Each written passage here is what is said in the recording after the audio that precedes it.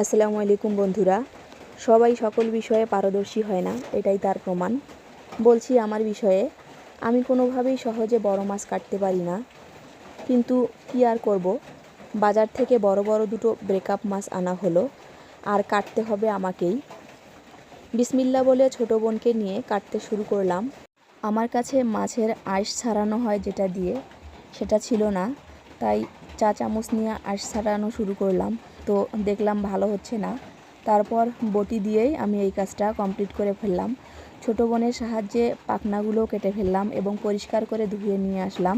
নিয়ে আসার পর এখন পিস করার পালা। তো বন্ধুরা, অবশেষে আমি মাছ দুটো কেটে ফেললাম। আসলে যদি চেষ্টা করা যায়, আল্লাহর রহমতে সকল কাজ করা সম্ভব। মাছ দুটো কাটতে অনেক কষ্ট হয়েছে আমার, তবুও আল্লাহর রহমতে আমি কাজটাকে কমপ্লিট করে ফেলেছি। খোদা হাফেজ।